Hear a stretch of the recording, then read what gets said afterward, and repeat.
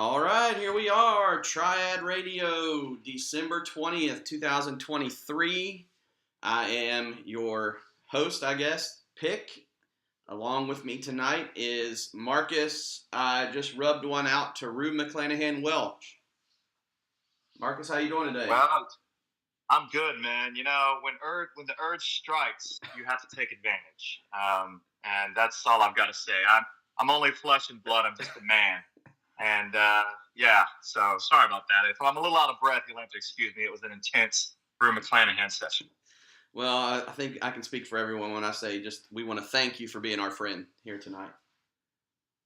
You know, it's not every night that I'm friends with you people, but tonight I think I can pretend to be for just an hour or so. Well, I'm looking here in the chat room. We got Matt Knox is super excited to hear all about your exploits with Rue McClanahan, and we got a few other people in there. So thank you guys for joining us. I know Sean Parker had to set an alarm clock to wake up to listen to this.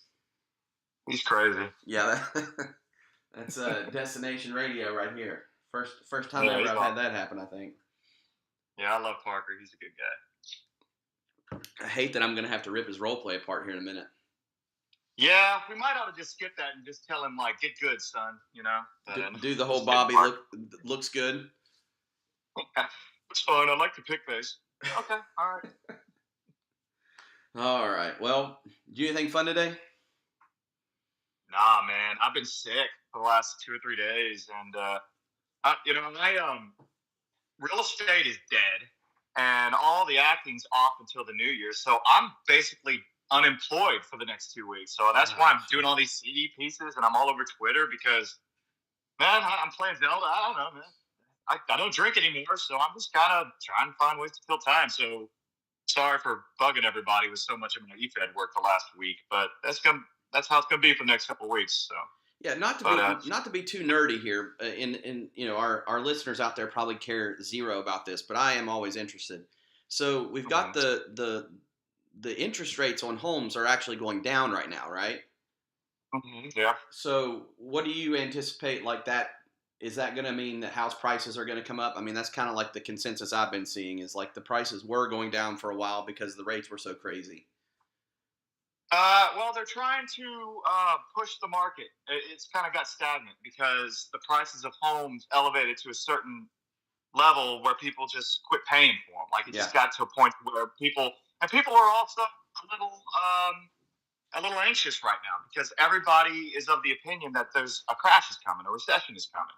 Oh yeah, and they don't want to jump in and pay premium price for a house that might be worth 40% less in a year. So you just kind of got a market where everything's fine, but stuff just isn't moving right now. Yeah. So you lower interest rates to try to entice people to go ahead and get a loan and buy a house to kind of keep the market moving. But that's what that is. It's just trying to entice people to buy because things are slow. I mean, they really are. The only stuff selling is cheap stuff that's very underpriced or commercial land. Commercial land always moves because people are always looking for places to build businesses and expand. But homes, yeah, it's all the title companies. They've been calling me. Hey, you got anything? I'm like, no, I ain't got nothing right now. Sorry. So. Yeah, I was just weird because I was looking, and we'll get into stuff. I don't want to take too much time on this, but I've been looking. I've talked to you about that. My family and I are talking about relocating possibly back to South Carolina, and the area that we were living in before. We lost out on like 4 houses back in 2018. We walked into those houses the day they went on the market, put an offer in the day they went on the market, and were outbid every single time. Like it was that hot. Like if the house was on the market for more than like 2 or 3 days, something was wrong at that point because of how crazy it was. And we've been looking now, and like there's homes on there for 30, 40 days that are just the same exact house, basically, that we had been looking at. But yeah, it's just crazy how different things can go whenever the economy's not hitting on all cylinders. Well, typically what happens is when the supply can't meet the demand, then you have a feeding frenzy. Then the supply catches up with the demand. Yeah. And then the supply goes beyond the demand, and that's when things get tenuous, and then that's when things fall apart. So we're kind of getting to that area where there's so much supply and it's so overpriced that there just isn't enough demand, and things are just sitting there. And so yeah, you lower interest rates, you sweeten the deal to try to get people to walk into the bank, get a loan, go out and purchase. But yeah, I don't know. It's going to be an interesting 2024 for sure. Well, awesome. Well, hopefully it picks up for you. So or maybe not. Maybe we want you sitting at home bored, just writing crazy defense stuff. I want it to crash, because when it crashes, then I'm going to go pick up like several, properties and homes and stuff for, I don't know if it's pennies on the dollar, but for a lot less than what they are now, and then turn around and lease them back to the people that lost them. So I know that sounds ruthless, but that's the strategy. So, gosh, man, you are the ultimate heel. You are Marcus Welch. Hey, just trying to make money. So, but anyway, enough of boring these people with real estate. Yeah, they're here to listen to big role players. Well, let's talk business then. So, yeah, we are at the precipice here of the big ending of the strength trials. We have my wife just walked in and distracted me for a minute. Sorry. Oh, it's like she caught you naked jacking off to Rue McClanahan. Yeah, it was even. Yeah, this is way worse. This is way worse than that. Yeah. No, but we, we're on the verge here of Encore Anguish, our second Triad, if you want to call it, pay-per-view event. Although really all the shows are pay-per-view, the way we have it set up, where it's just kind of so big event oriented. But obviously this is the conclusion of the string trials. We've got 5 crazy matches lined up, which we'll get into what the opener is going to actually look like when we talk about the tribulation role plays. But before we can really talk about the show coming up, we need to take a couple minutes and talk about the last show that we just had, which was Night 8. Mm-hmm. So let's get on there. I'm going to click on the show so I can sort of refresh my own memory a little bit. Mm-hmm. Yeah, that's a good idea. I mean, I obviously remember every match right off the top of my head, but I'm just going to go to the website because it's so pretty to look at. Well, listen, I'm going to say something. I have been the last year and a half since I've been back into this, or it's almost been 2 years. Well, no, it's been about a year and a half. I've been amazed at your recall ability when it comes to the shows that you've written. You talk about I did this match back in 2017 with this person and this person. I went back to read The Ghost Ship today just so I could refresh my memory on a couple of points that I wanted to talk about tonight, and I had forgotten all of it. And I'm just not great at memorizing those details of things that I've written. So hats off to you for your memory. Even if you don't remember every single thing, you do better than I do most of the time. I appreciate it. We have our strengths and we have our weaknesses. So for whatever strength I have in recalling EFED stuff, there's some glaring weakness in probably a way more important area in my life. There's nothing more important than this. That's true. So, all right. So Night 8, we had our opening match. And it was Knox and Watson versus Vodka and Marks. And the story here was, you had 3 of the 4 had faced each other already, with Watson and Vodka on Night 5, where Vodka had the crown of the Triad, and Watson was doing everything to get it off to prevent her from using it. And in their skirmish, their battle for good versus evil, Dadbot stole the pin, so they had a lot of unfinished business. And then you had Knox and Vodka, which Twitter, and then Night 6 with Vodka just trying to basically castrate him in the match, and then they're the final 2, and Vodka ends up pinning him because her husband Vincent had the Triad in his panties. And then you have Harvey's the big, menacing, imposing figure in every match that he's in. So writing this, of course, knowing the results, the first thing is, how do we get Harvey out, first? Because you can't just have him go in there, eat a pin. You got to sell tell who he is and his stature and all that stuff. So you have to work towards that. And then then it comes down to Knox, Vodka, and Watson. And I found the dynamic between Watson and Vodka to be interesting in that it's they don't dislike each other, but they don't exactly like each other. There's sort of like an understanding there, or I'm not sure how you would quantify that or qualify it or whatever. But basically, Knox has Vodka very vulnerable, and Watson could just let him destroy her, but he steps in, he's like, get it in the ring, showing that there's something there, you know, between the two that's pure and that is salvageable.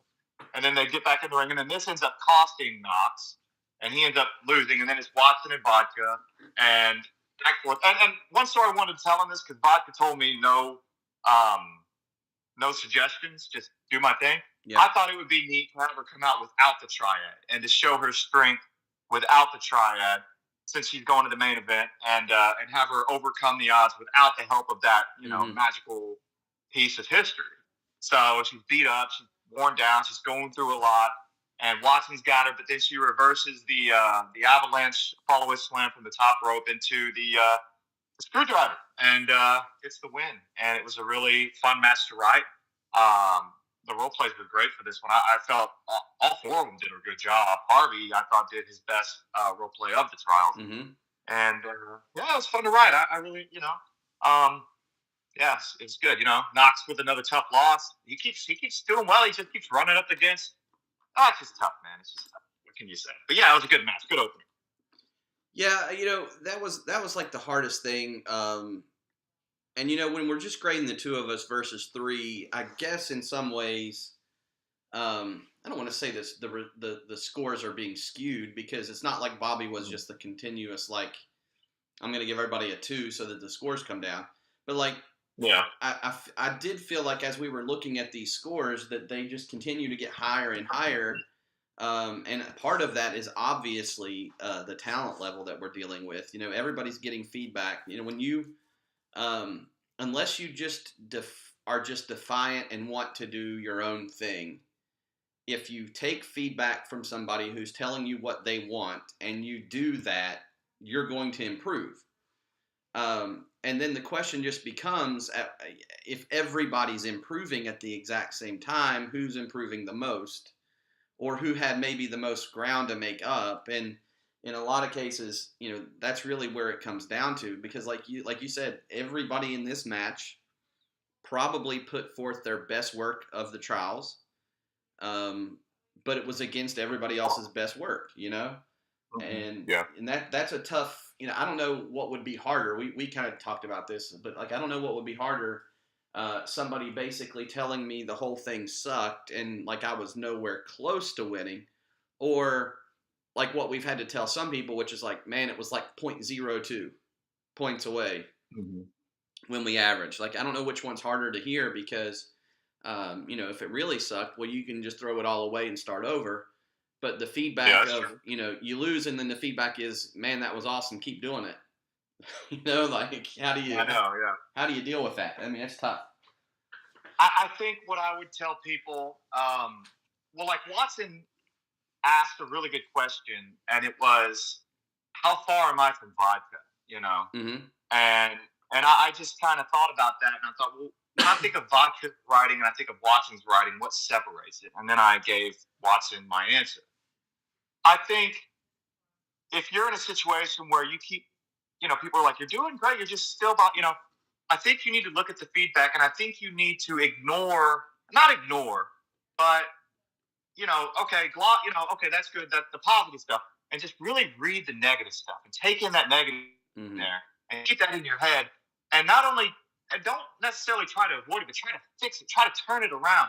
If the negative stuff is you going to the right, then go to the left on your next role play. Go the exact opposite direction and try to turn that negative around into a positive, mm-hmm. and try to do something. Focus on the negative, focus on what's hurting you, and then everything else keep the same. I think that's maybe because everybody is getting feedback, and everybody's getting positive and negative feedback, and everybody is working to improve. They all are. So if vodka is ahead of you on night 5, and you work hard to improve, well, guess what? She's working hard to improve too. So Sure. unless you make up that ground, you're going to get better, but she's going to get better. So you're just going to, you'll be better, but you'll still be behind her because she's getting better. Right. So just need to really focus on the negative stuff you're told, and try to flip that around and change that, and that might make up the difference. Yeah, I mean, I definitely agree with that. It's kind of like the antithesis of what you would say to somebody maybe in the real world of like, don't focus on the negative, focus on the positive. But when you're talking about a competition, I mean, you take somebody like I think every conversation I have with someone goes back to Michael Jordan, because just for me growing up, that's the standard to me. And like you look at you look at him and you're like, wow, he was great at so many different things, but it was because he worked so hard. I don't think that guy scored 40 points and patted himself on the back and took the next day off. I think he went in the gym, watched film, figured out where, if he missed a layup at any given point, maybe he scored 40, but he could add 42. He's going to figure out how to do that. And I think that's just the mentality that ultimately a competitor has is, no matter what, I'm going to sniff it out.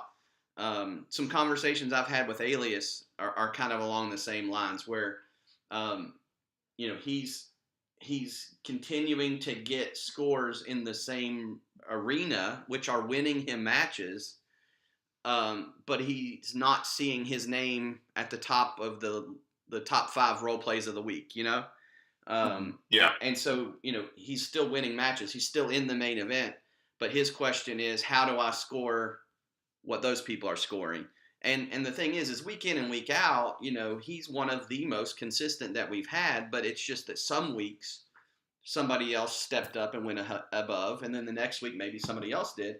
And so it really is hard to, how do you tell somebody who's consistently scoring the highest maybe that we've seen, how to get better? But that's the tough job that we have. And, we're not perfect at it. Not that our answers are going to be the best thing ever, but hopefully, it is helping improve, folks in terms of their writing and what we're looking for. And, I think when we talk tonight about the tribulation role plays, that'll kind of be a theme that goes through there. It's like, not that we are the be all end all in terms of grading, but I think we do have some good feedback to give.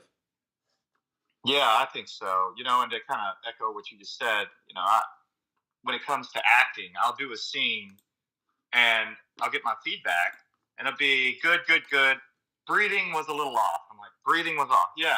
And so what do? I come home and I Google books on how to breathe, and I read those books, and then I redo the scene over and over and over until the breathing is normalized.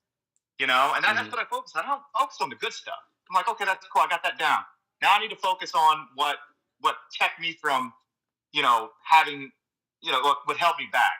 And I think that's what people should do. Take the negative stuff. You want the negative stuff. Like in a competition, I don't want to hear the good stuff. That's fine. I want to hear the negative stuff. Because until I know what's wrong and what I can fix, then I'm never going to get any better. And that's what's great about Triad is you're not just running through people, beating, no-show, low-level role player, da-da-da-da-da. You're being tested every single event. And if you have a weakness, it's getting exposed every single event. Yeah. And so take the feedback and shore up those holes and work on what you're lacking and improve it and level it up. And you will, by the end of it, you'll be your writing will be so much stronger. Yeah. And another thing is, here as we get to the end, just to kind of, there are people that have been in Triad for 4 events now, and they have had these running themes going, these storylines that have built and built and built. And I think that's another reason why scores are increasing, is because we're getting to the end of these stories. Like Dionysus had a great role play on night 8 because his story's paying off. Yeah. So I expect some pretty high scores for this pay-per-view because we're going to get the culmination of weeks worth of build in several story arcs, and I'm looking forward to it. So, I don't know what that has to do with improving, but yeah, that's just sort of where we're at. Yeah, awesome. Well, let's go ahead and move on to the next match. We had some segments mixed in there. I don't want to I mean, we could spend all day here. I mean, I will say the segment that our team did a segment which was basically just Alias. He wrote it. If I'm going to be honest, give him credit where credit's due. He wanted to get the team involved, so he sort of took that on the reins on that, and he sent it to everybody, and it basically just got a thumbs up because he nailed all the characters just perfectly. But then later on in the show, which is in between these two matches, he has this nice little exchange with Wolf where he's asking, who would you save, who would you let die, and whatnot, and just a nice little teaser of what we've been seeing in some of the role plays where maybe not all is well in the triumvirate locker room, so to speak. Yeah. I when I was reading that segment for quality control purposes, before I put it in the show, Wolf being friendly there at the end reminded me of Wednesday Addams in the second Addams Family smiling. That's a Thanksgiving play out, freaked everybody out. I was like, Jesus, this is not Sarah Wolf. But it's really interesting. Like you said, the whole triumvirate thing to me, it feels there's a place that they can go with this that would be extremely remarkable. And I'm looking forward to see if they go there. Like there's, I'm not going to talk about where I expect them to go or want them to go. I'm just really intrigued with where they're going with this because it could be a very big shift in all three of their characters here in the next couple of weeks. Yeah, I agree. But that does take us into the second match, which is Dad Bod and Seb against Wolf, and then the debuting Sean Parker, who stepped in when Nickel Man was deported. He was, of course, disqualified from participating, or was, I guess he was injured and wasn't able to compete, right, in night 7. And so this is his first actual role play and his first appearance in a triad match. Mm-hmm. Yeah, Knox gave him a receipt on night 7, which pulled him out of the main event. Yeah, this is his first match. Parker, I thought, laid down a good role play. Pretty, a role play that would have won in a lot of places, but jumping in right in the middle of this without having any formal critiques from us and feedback, with a field that's had 3 events worth of hard, detailed feedback that they fed off of. He was just in an extremely disadvantageous situation. But I thought he did about as good as could be expected. And in writing the match, I really wanted to put him over. I wanted his energy, his enthusiasm, all that stuff to come across, and him to really get a lot in before the inevitable happened. And when I was writing this, I thought what would be interesting is Dad Bod being scared of Sarah Wolf, because I thought, well, who in Dad Bod's situation wouldn't be scared of Sarah Wolf? She's terrifying. And then Seb has to carry the water for his team. Like, all right, I got this. And I wanted them to be cohesive, to show how they get over Parker. And then but then Dad Bod's fear of Wolf forces Seb to have to forego tagging him in, which gives Wolf the advantage, and she ends up beating Seb. And then it comes down to Dad Bod and Wolf, and he has to overcome his fear here in the final 2 to defeat her and move on, which he does with a little help from the Triad gods there at the end. And big win for Dad Bod, and another step forward in his evolution as he continues to find that inner strength and that, if you will, bravery within him to compete with these monsters that are staples of Triad. Yeah, I mean, I really loved how you pieced this one together, and how, you said from day one that you love writing the Dad Bod character. But of course in OCW, he was Mayhew's side project, so to speak. Like, he was the comic relief whenever you needed somebody to just, he's the LCP to Anthony Mancini, kind of, And so it's been very interesting, and it's been a pleasure, honestly, to see this joke character live in a world where people still think he's a joke, but he's starting to, take that moniker and throw it away and potentially become something. I just think it's very interesting, the dynamic that he's created with his wife and the Viha character and all that. We're not talking role plays today, but he's if you go into it and you're concerned, well, that's a joke character, I don't want to lose to a joke character. We're grading the writing. It's not about the character necessarily. It's the writing. Mm-hmm. And the writing is strong, and I don't think anybody had a problem with it. I'm just just saying things. But yeah, it's been great. The Wolf arc has been great. I mean, the whole all four of those again. I mean, we're talking probably some of their highest scores, if not their highest scores of the whole trials. And like you said, we're starting to see some stories pay off, or some stories go a little further than what we've seen before. The slow burn has to kind of leave now, and that's probably more than anything where Parker it comes in at a disadvantage, is because he's not had the storytelling time yet, to really build it up and get us invested. He's walking in and really cool stuff, really cool role play with the that where he went there, but it was just kind of like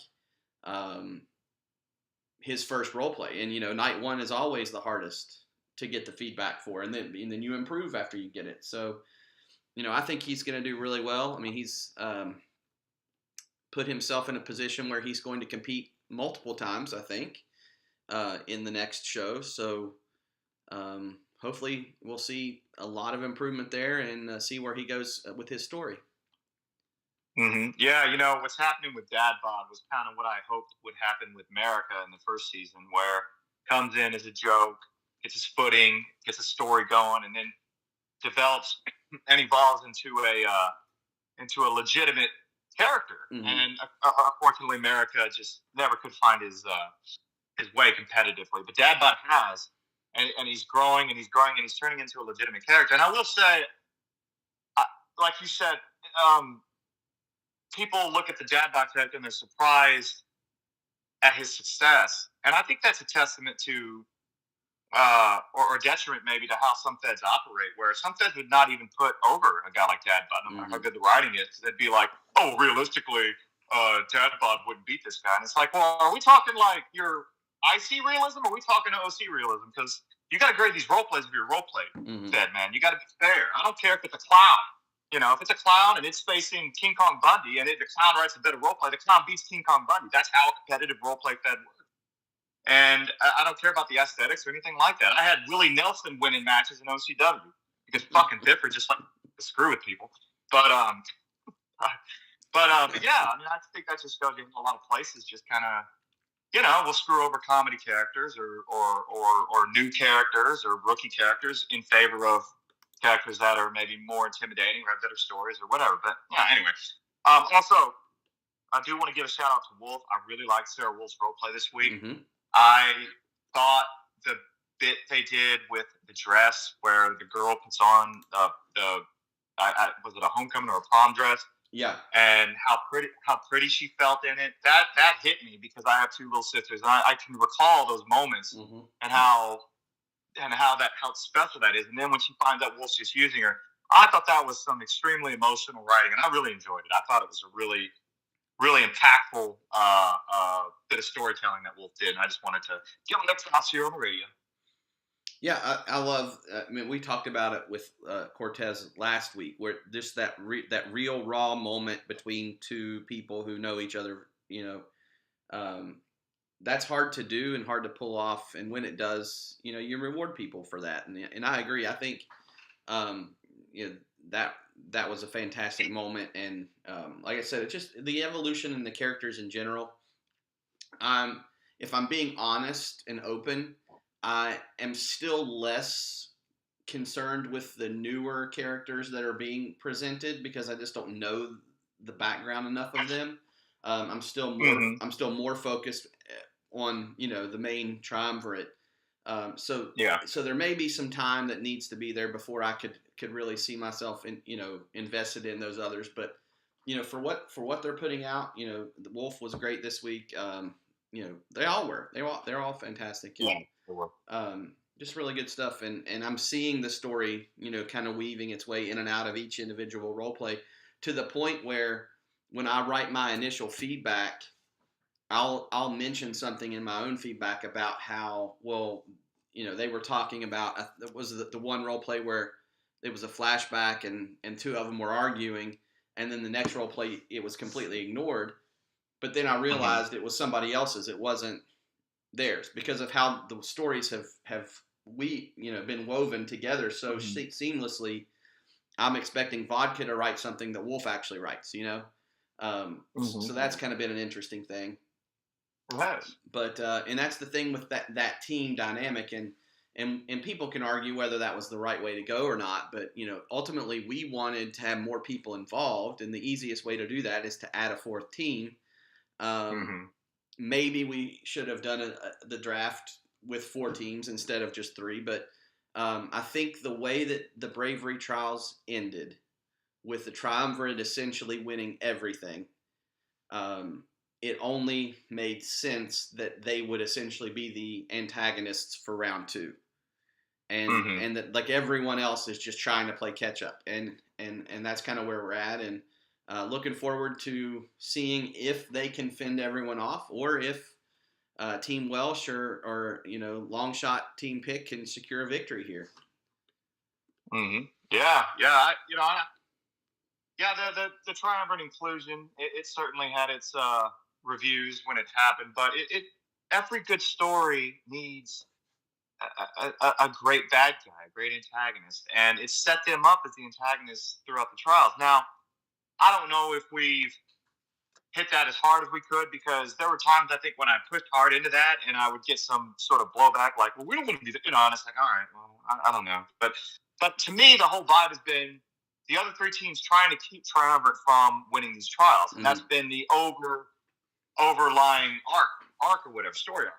And it's been a chase, and they're in the lead going to the final bit. I think it's made for some nice drama. And like you said, them weaving their stories all together, it's extremely calculated and extremely well planned out. And, if they're having fun, that's all that matters in this. That they're having fun, they're working together, and they're enjoying the process. Winning and losing is great, but the point of all of this is to enjoy yourself and have fun. Absolutely. Winning and losing, and that winning will follow. Trust me. If you have fun and you enjoy what you're doing, the wins will come. So. Yep. 100% agree. And that does take us into the next segment that was written by none other than Cypher, the returning hacker who was somehow imprisoned on Alcatraz Island for a really long time. I know Bobby would have some thoughts on that, but he's not here, so we don't have to talk about it. But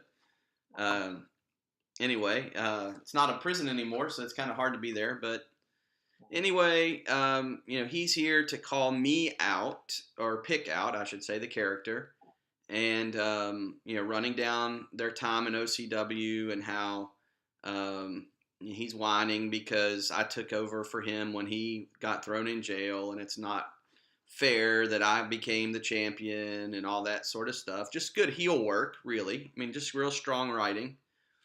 So he's here to pick a fight, and hopefully, for his sake, he might be able to go to pick into a match at some point in the future. So it was. Go ahead. I'm sorry. No, you're good. You mean to get out there? You're good. I was just gonna say, all the more segments, the merrier. This is the second segment we've had where someone has, for lack of a better, for more or less declared their intentions for the WIT trials, and I think we might get another one at the pay-per-view. So really, all this stuff is good. Yep, it adds to the lore. It builds in some stories for the next trial. Pick and Cypher. What if Cypher's on Pick's team? We'll pick draft Cypher. Will Welsh go for him? And Cypher's just the best. In character, not a character. Just a sweetheart of a guy. So great to have him involved. Real quick, it's kind of a funny story. It's not that funny, but when I first came back, on the roster page, you have the bio, and you ask for the Twitter handle. Well, I didn't have a Twitter for the character. Didn't even know that was a thing people did, because I'd been gone since before. I don't even know if MySpace was a thing whenever I stopped role playing the first time around. It maybe had just started. So like the whole concept of using social media for e-fetting just wasn't even in my head. And so I came back and, created a handle for Pick, and was just kind of going in there and having some fun with character-wise, and Cypher goes hard on that stuff. And I thought he was kind of a dick for the first couple weeks because he was in character, and I didn't even know that people were in character at the beginning. I thought it was you're just kind of, you might say something kind of like a promo-y here and there, but for the most part you're still just being friendly. So his character is kind of snarky, kind of just hits you with one-liners and comes at you, and so. But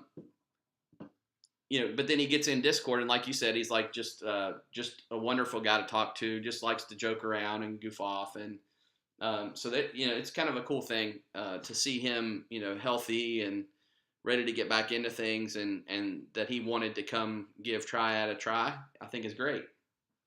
Yeah, I do too. The thing about Twitter, and I'll make this brief because we got more to talk about, but I found in Twitter, when you first get on there in e-fetting, you take things really serious and you get your feelings hurt and you get flustered. Then the next step is you figure it out and you enjoy it and you have fun. Then the final step is you just don't care anymore. So when I first got on there with OCW, I took offense to a lot of stuff.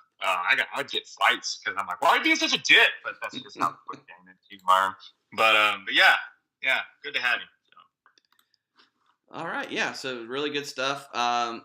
For those that are wondering if Pick will accept that challenge, I mean, I'm not going to give an answer to that because just not for the sake of compelling story and all that good stuff. But as of now, the character Pick is still very much medically retired, and he needs help from this triad to restore that health. So that's where his focus is, and there will be no matches until that triad has been firmly put back together. I can say that for sure. But anyway, That does take us to match 3, which is Alias and Anthony Mancini tag teaming against Sahara and Stratford. And this is a callback to night 5 where Sahara and Stratford were actually against each other. But I'll let you talk more about that as you wrote the match. Yeah, so I think when you're writing a match, especially, a match that you want to put some energy into, you need to find a main story thread to grab onto before you start writing it. And then you climb, use that thread to climb up. And then as you do, you see things and you add things. But that's your main, that's the spine, the backbone of the match. And like in the previous match, it was Dad Bod being scared of Wolf. In this one, it was Strat getting revenge on Sahara. Mm-hmm. And, Strat always, strategizing and whatnot. Earn her trust, go in there and lay out a plan where they take out Mancini and Alias. And Alias hurt his neck, I believe it was. And then Mancini, they hurt his shoulder. And they've got them both down. And it looks like the plan's working to perfection. And then, boom, he hits Sahara with a finisher. And he puts Alias on Sahara, and she's eliminated. And he gets his revenge. And he thinks, okay, now I can handle this myself. And he goes about it, but it's tougher than he thought. But he manages to survive Mancini. And then it's just him and Alias. Mm-hmm. And he's fighting Alias, and he's trying to put him away, and it's tough, and it's tough and tough. And eventually Alias rolls him up, holds the tights, gets the win.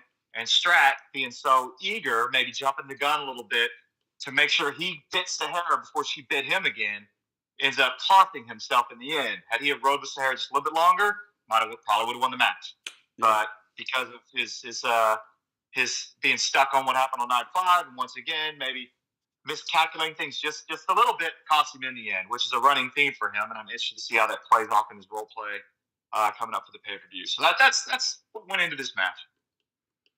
Yeah, and it's really good, and I like how all the matches, even in a show where they're all tag team and they're all elimination style tag team, that was one of the things we talked about with the fourth person added to the match, and the way you can tell stories in a way you couldn't tell with a triple threat, which I think is kind of nice. If it's a 4-way, then you can always go back and forth between 2 people fighting, and then another 2 people are over here doing something.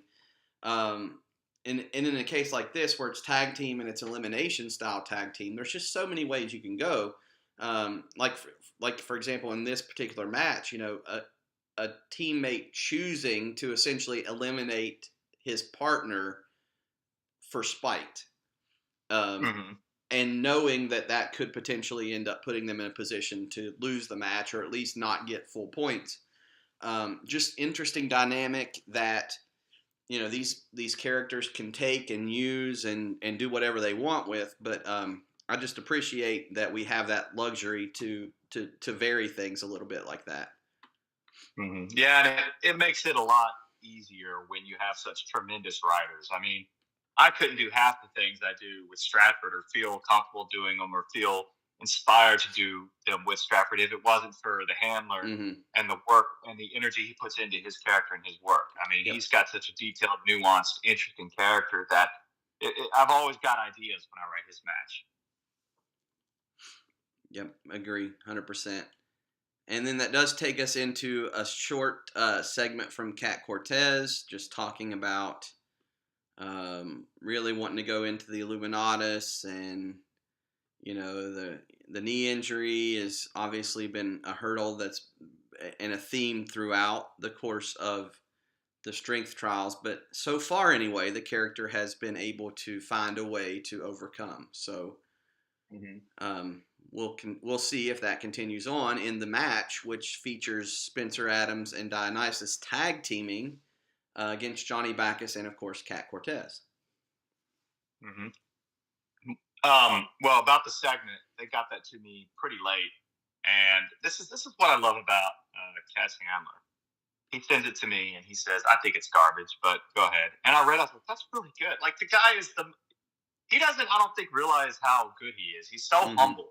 It's just such an amazing person to e-fed with.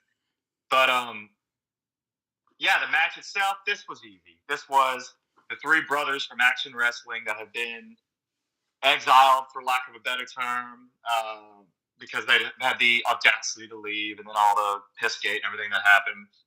And they're just sort of floating around, finding their footing. And now they've come back together here in Triad, and they're facing each other. And it's like a family reunion. And you got Cortez out on the fringe here. And Bacchus helped me out a lot with this match. He sent me a suggestion, and it was basically, this is like brothers going to war. They don't hate each other. They're just beating the frustrations and the problems out of each other. Mm-hmm. It's a respect kind of thing. And so when we got the scores and I saw how the results would lay out, I thought, all right, I'm just going to do this pretty simple. I'm going to have Adams and Bacchus start off and just beat the absolute shit out of each other. And Bacchus just, is able to beat him, wear him down, and get the win. And then Dionysus comes in. And here's an already worn down, beat up Bacchus who's got to face this monster Dionysus. And they fight, and they fight. And Bacchus hangs in there, and he gets a couple of good shots in, creates a little bit of doubt, but then Dionysus is able to put him away. And all the while, like, he doesn't want to attack Cortez because this isn't her business. This is a family affair. Mm-hmm. Bacchus is like, I'm going to finish this. Even though it makes sense, there were things more important than that at stake here. So then he gets eliminated. And then Cortez comes in, and the spot that I wasn't sure how they would take was where she throws the jug of yellow liquid at Dionysus, but they all seem to be cool with that. I didn't know if that would be a sore spot, but I thought it would be in the character because she always jokes about the piss gate and everything else weird. Sure. But then you had the match, and it's and of course it helps that Bacchus was able to wear Dionysus down a little bit because he's a monster, and Cortez is this young woman with a messed up knee, and it equalizes things a little bit, and they go back and forth through the wall. Cat climbing on things, fight through the pain. Her knee gives out because the wood is shaky. Then she manages to avoid Grapevine, I think it was, from Dionysus and hit Marlowe Massacre and fall on top for the win. It's a really fun match. I thoroughly enjoyed writing this. It was the one I was really looking forward to getting to it. And I hope that the three Action guys, I hope they enjoyed it. So yeah. And what's really interesting is, we had something similar happen last time around where, we had the first 4 nights, the schedule, made up in advance. Didn't know who was going to be in what match. It was literally like, as far as like on paper, this match right here that we just had would have said, let's look here. it would have said team picks number 3 versus TLS's, or tagging with TLS 4 versus Welsh 4, or Welsh 1 and Welsh Triumvirate 4, however it was worded.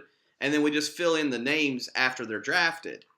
And so it's interesting because you have these action wrestling people. Well, first off, I wouldn't have even known they were all in action wrestling. And then to have the main event be those 3 guys that have kind of come up together, so to speak, go at each other. And then for the results to happen as they have, where now all of a sudden we're going to go to the pay-per-view and they're all in the same match again, but now it's one for all for one. Just some really cool stuff. It kind of happened the same way before, where we had the opening match was Knox, Stratford, and Hell in a Handbasket. You had this crazy, finish with the family dynamic, and it played out throughout the entire trials. And then points-wise, we ended up with that exact same match as a rematch in the finals. It's just kind of a cool thing that happens sometimes. It's just happy accidents, as Bob Ross would say. Yeah, it really is. And we'll preview the pay-per-view, but you got some wild matchups coming up. You cannot script real life. Like they call it, like stranger than fiction. That's why reality TV is so popular. Is you just can't make this stuff up. It's crazy. Just let things happen naturally, and you'll be surprised at the results. They'll be far more entertaining than anything you manufacture. Absolutely. So then we have this ending where we are introduced to Dale and his buddy from Alabama. And go ahead and tell us a little bit about Dale, where this came from, and where we can send flowers. If you read the Radbod piece, then you know that Dale had his funeral last week, and Welsh had to give a surprise eulogy for him. But, I'm always thinking about how to preview the next event, and I had it in my mind that Angkor Wat would awaken after this match. Like it's ready. I always think back to Transformers the movie as a kid when Unicron gets mad and he shoots out that. It's like, oh shit, he's pissed. That's kind of what I had in my mind with Angkor Wat. And me, a little comedy here and there. And I thought, well, let's just. I was having a conversation with Mayhew a while back, and we were doing this. We do bits in our DMs, and we just were like, Rip Dale, just for whatever reason, R.I.P. Dale. And I thought, I'm gonna fit that in somewhere. So I just named the guy Dale, and then Rip Dale, and I just thought it would be funny and make him sexist, because you gotta somebody was like, why is he sexist? I said, well, you got to make him unlikable before you kill him. You can't have him sending out donations to, St. Jude's Hospital and then he gets eviscerated. You can't do that. So yeah, it was just a little funny anecdote or a little skit to throw in there to preview the power of Angkor Wat. The show also that anybody who isn't worthy of this thing is not going to survive. So. Yeah. Really cool stuff. I enjoyed that.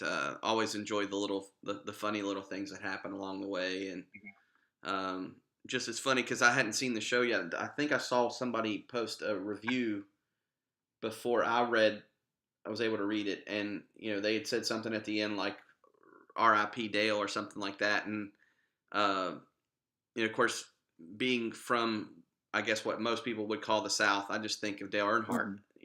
Yeah, and how he is just as revered as God himself in a lot of places, and I thought maybe it was a reference to that, so I was kind of interested already, but then to see that it's a different Dale that came to his demise. Anyway, good stuff, good funny stuff overall, and really great show. Probably the best go home show we could have hoped for, honestly. Set up a lot of things. By the end of it, we definitely know now what the matches are going into the pay-per-view, and you've got the Triumvirate 1 point ahead of Team Welsh, and Team Pick, while we are a few points behind, we're still not out of it yet. So we really have a situation where, depending on the quality of role plays that we see, it could go one of several different directions, which is always nice. Yep, it is. Yeah. It's really close. I don't think you could ask for a better race heading into the finals. And again, you let stuff play out naturally, and look what happens. The bad guys are in the lead, but only by one, with Welsh behind them and Pick hanging right there. Yeah. And for Team TLS, I mean, play spoiler. Go in there and try to knock off Triumvirate. Try to save the rest of the field from Triumvirate getting 4 more keys to the Illuminatus. Yeah, for sure. And there's a lot of things we can go with, and we'll just see how it plays out. But it's an exciting time, and what better to do on your New Year's Eve evening than sit down and read e-fetting stuff, right? Or write e-fetting stuff. Yeah. I'm the one that's got to write it, so I'm going to be like, for all acquaintance. Oh, Stratford with a suplex. Be forgotten. Anyway. So, I don't know the rest of the song. So that takes care of night 8. And now we're into what Sean Parker is deliriously waiting for. Maybe he's already fallen asleep from all of this. Where we talked about real estate, he probably wasn't super happy about that. Sorry. But yeah, we've got 2 Tribulation role plays this week. From Sean Parker, who, we didn't want to eliminate from Tribulation participation just because he was willing to step in at the last minute. So he kind of agreed he would pull double duty if and when he needed to. So he posted, and then we had Penelope post right before the deadline, which they couldn't get on the board for some reason, so they sent it to me and I was able to post it for them. So 2 really cool handlers, great, easy people to work with. So, when we saw this Tribulation match, so to speak, I was certainly hoping that both of them would post. I was hoping that more people would also, but definitely glad that they both did. And obviously, because it's just 2, we know that they're both going to go through, but the whole point of this is to talk it out. So let's talk role plays. We got... You want to do Parker first or Penelope? Yeah, we can do Parker first. Okay, cool. So Sean Parker. Yeah. My Forge. Go ahead. All right. Yeah. So for promo, I gave him 4.25. I thought it was a solid promo. I felt he did some research. I do hate it. I don't have my notes in front of me, but I think he's the one who did it. I don't know now. Somebody threw away 2 of the participants. It might have been Penelope now I'm thinking about it. But somebody, I hate when people are talking about their opponents and they say, I don't even know those 2 people, so who cares about them? I'm like, well, that's how you get beat, And now that I'm thinking, I think that might have been Penelope. But I thought he did a good promo. I gave it a 4.25. Readability, I gave it a 4.25. And I'll get into that here in a second. And then story, I gave it a 4 because there just wasn't a whole lot going on. He was sitting there with the doctor and talking. It was just like a conversation. There wasn't a whole lot of movement, just showing his passion and his intensity and everything. So I gave him a 12.5. When I read this, 2 things I would, he's going to have 2 role plays to get through for the pay-per-view. And 2 things I would say with the story, let's see some more action, let's see some more movement, more development. Don't just be in a room talking to one person the whole time, unless it's like a really intense thing, like you've been abducted and they're threatening to kill you and you're trying to talk your way out of it or something like that. If it's just a casual conversation, you can get through that pretty quick and then move on with some other things. There was nothing revelatory about that. It was just a conversation. Also, I like the promo. I felt it was a little step beneath the great promos that you see from like Stratford, Watson, Vodka, where they just, and Mancini, where they just, man, they go for the jugular. Don't be afraid to hit them where it hurts. Don't be afraid to do that because they're going to do it to you. I promise. And then the readability. When I would, and this is a compliment. It's not going to sound like it, but it is a compliment. When I read his work, it reminded me of me from about 5 or 10 years ago when I decided I wanted to improve my writing. And I started studying some of the great works from great authors. I started memorizing new words from the dictionary. And I started really pushing that stuff into my writing to elevate it. And when I go back and reread my writing from back then, I can tell that I was manufacturing some of the prose, and it wasn't just coming natural. But it was a transitional phase to where I found my natural voice, and I feel like that's what we're seeing with Parker is he's elevating his game, and he's working on his prose, and he's working on his vocabulary, and he's working on metaphor and all this stuff, all the pretty stuff of writing. And right now he's sort of in this transitional phase, and I don't feel like he's found his natural voice yet within the prose. Yeah. So I don't know what you do about that, other than maybe just don't feel so pressured to add certain things in there to try to increase the what you think would what you would call the readability. Just write and just be yourself, and the words will come naturally. Uh, you know, but that that's sort of what I got from it. But I really enjoyed the role play. He's a very talented writer, and I feel like if he goes for some more, if he goes a little harder in the promo, a little harder in the paint, get a little more vicious, and if he gives us more of a story in his role play, I think he's gonna. I mean, he's gonna be very hard to beat in the tribulations, and he's gonna be hard to beat in that opener. So. Yeah, I mean, this guy's a great writer. There's so much that I've enjoyed. You know, reading the CD work that he did prior to even being part of the Tribulations, and then of course the role play last week, and then here we are seeing a little bit of a, I guess you want to call it like a flashback or something like that, prior to his entrance or whatever. So my grades on him. Sorry, I was looking up some things here for what I'm going to say in a second. I had a 4.4 for promo, 4 for readability, 4.2 for CD. So I had him at 12.6 overall. So if we were combining scores here, he'd be at a 12.55. Really solid outing. A lot of room to improve. I do think. I think you're right on when you talk about the language sometimes seeming a little bit. And this could be because I'm not as familiar with the Sean Parker character yet. So I'll preface by saying that because I see Sean Parker and I see a lot of pick in Sean Parker. I feel like without knowing so much about him, I would equate those two characters on the same level of more of an everyman style wrestler. I'm going to show up. I'm going to take all comers on. I'm not necessarily going to be super cerebral. I'm not going to be a Steven Stratford and try to break you down mentally. I'm just going to come in there and hit you in the face really hard. That's the vibe that I've gotten.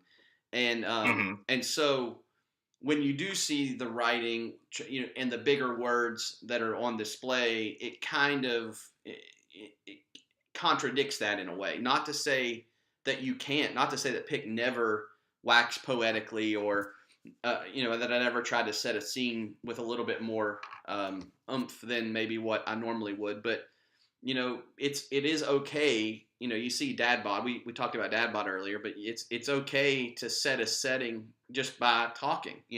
Just casual language doesn't have to be over the top necessarily. And that wasn't the worst thing by any means, but it is something I think that for readability's sake that could easily help improve there. And I will say one other thing too. There was a line that he used. That's what I was going back to look for. He says, the pages of the book are easier to turn, but that doesn't mean they are easier to read. Still, I am less Silmarillion now, more Hobbit. Mm-hmm. And, as somebody who actually, I do very much enjoy the Tolkien books and the movies and all that sort of stuff. This was a line that hit me, and I was like, man, that's really cool. I really enjoy that. I like that a lot. And then the more I thought about it, it actually could, in turn, be a negative if the reader doesn't know what that is. I think we were, what was it? Oh, it was in the last trials with Cat Cortez. there were a lot of their pop culture references that were hitting with some of us, but not with all of us. I think it was a Mm-hmm. conversation I was having with Bobby, and he was like, I think they were talking about Mario and Wario and Waluigi and all of these kind of characters that my son is like ate up with right now. And so I'm like, Mm-hmm. well, I understand all of this because my son loves it, and he's reading it like, what is she even talking about? And so it's kind of like, you pick your battles with, some of the references that you make, and you hope that your reader understands it all. But just be careful, I guess, with more of the obscure things. I mean, I think everybody probably knows or at least has heard of The Hobbit, but like the Silmarillion thing. Of course, I haven't read it, but I do know about it and what it is and all that. Um, Mm-hmm. so just be careful with that. I guess probably being a Brit as he is, um, Mm-hmm. it's maybe more of a thing over there since Tolkien was British, obviously. So anyway, long story Mm-hmm. short, I'm rambling, I know, but it was a Yeah, I real. wanted to, Go I ahead. want to give a I want to give a quick life example that I had back in college illustrates this. I wrote for the school paper when I went to Texas Tech, and every so often we would have these face-offs with another journalist, where we would take a topic and it would be point counterpoint. We'd get one, he'd get one side, I'd get the other. So we got the topic of gay marriage, and it was me versus this one guy who's just this fucking genius, this English like savant. And I'm thinking, all right, well, we'll see what happens. And so he took the anti-gay marriage stance, and I took the pro-gay marriage stance. Now we're West Texas, early 2000s, so this is very much an anti-gay marriage culture. So I'm playing from behind. So I write my article, and I submit it, and he submits his, and they appear in the paper the next day. And when I got up and checked the email, I slaughtered this guy. I fucking murdered him. Everybody sided with my article. It's like, what happened? So I went and I read his article, and dude, he just wrote over everybody's head. Like a bunch of 6, 7 syllable words, like the most obscure words you find in the dictionary, just this extremely advanced vernacular. And he might have made the most compelling argument against gay marriage you could, but nobody understood it. Mm-hmm. Whereas mine was extremely relatable. I wrote to my audience. He understood exactly what I said, and it hit home.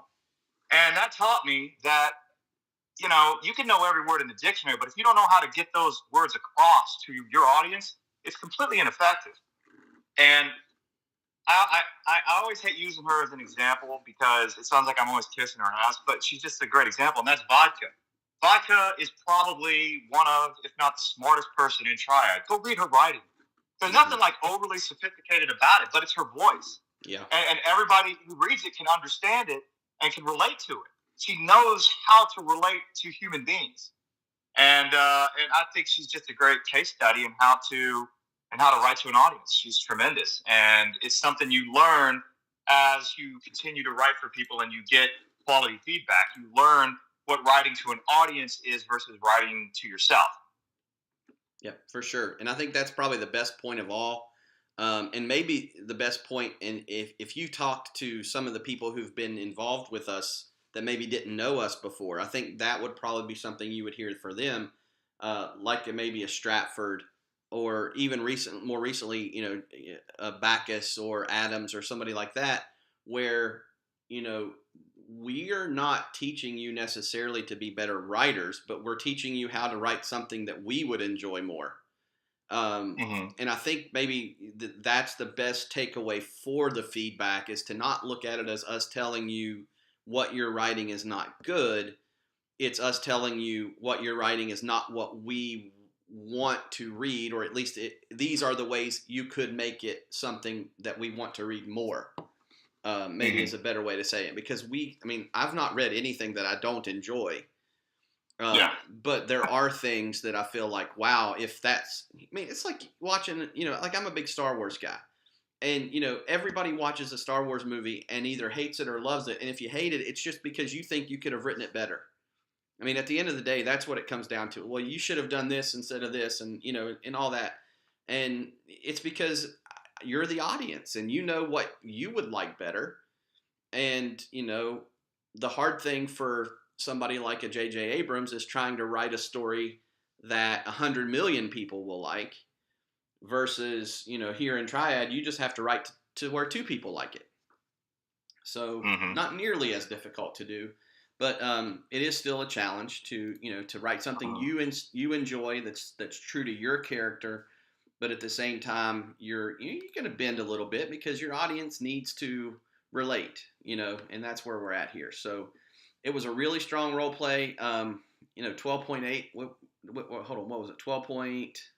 I think it's 12.6, maybe. 12.55 combined there. For a tribulation role play with no prior, anything, just kind of writing something cold. Tremendous start.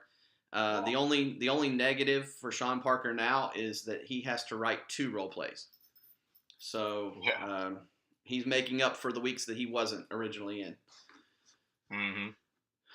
And so, that was great stuff. And then that does bring us to Penelope. Now, this, if we were contrasting role plays, this is what I would say. I think between these two, you see somebody who never had received feedback from us before and someone who had. I agree with that 100%. Yeah, and so, Penelope, of course, is as strong a writer as we had during the Bravery trials.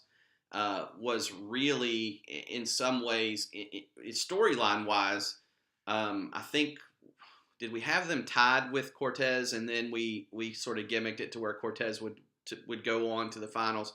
I mean, that's right. Yeah, great grading wise, out of character, Kat had more points, but in terms of the story itself, we went with that. It was kind of like after the fact judge's decision sort of deal, to give them more to play with. And so, they were so close to being in the finals. We're on team pick, and was just a pleasure to work with, all the way throughout the trials. I love this character. I love the what do you want to call it? The supernatural elements. Yeah. It's something completely different, and also something that kind of feels familiar.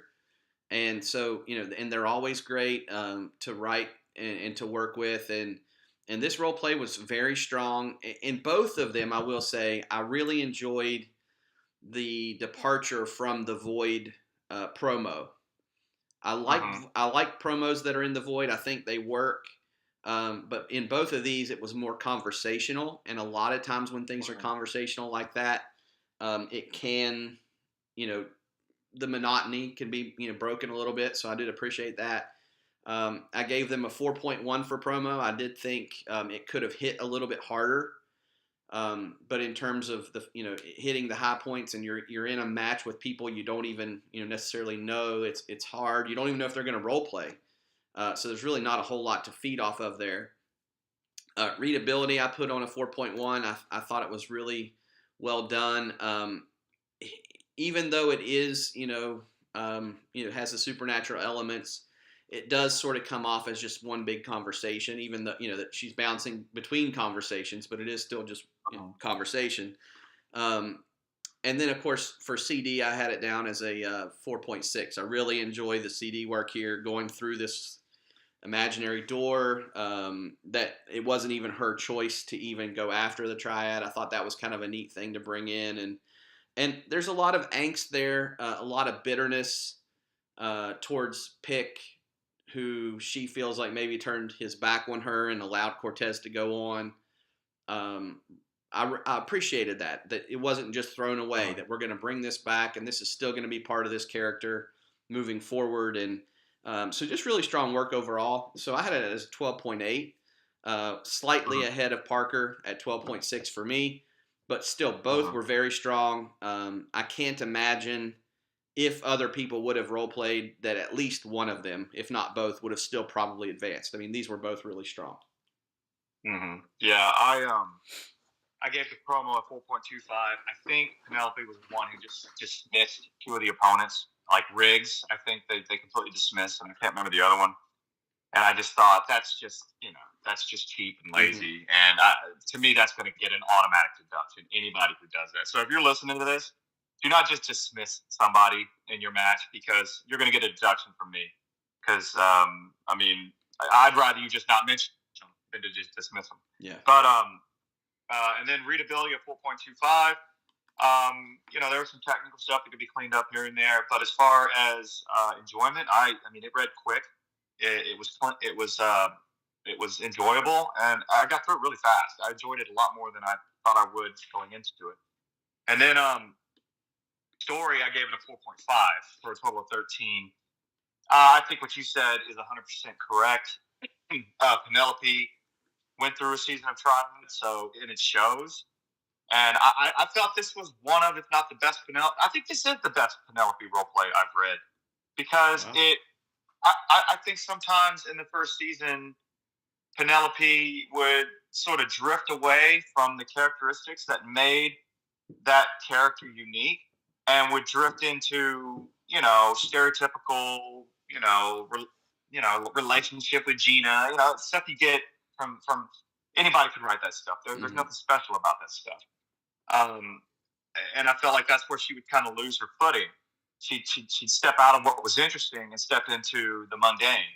And I know people will say, well, they don't like relationship stuff. No, we like relationship stuff just fine. I think the stuff Vodka's doing is great. I think the stuff relationship stuff is fine, but it can't be like, your whole character can't be I'm so-and-so significant other. That can't be your whole character. And I think at times with Penelope, it sort of drift into that, to where her whole character was Gina's girlfriend. And it's like, well, that's not, you know what I mean? So the supernatural stuff I really like, and I thought she leaned into that today, and I thought it was, or into that role play, and I thought it was really well done. I really enjoyed it, and I think if they can lean into the supernatural stuff and the unique stuff about their character, I think they've got a chance to do very well in the Tribulations and get drafted for the Wit Trials if they want to re-enlist and do well there. So, because they're a very creative person, for sure. Yeah, and one other thing I do want to say, and I think my buddy Anthony Mancini, LCP, would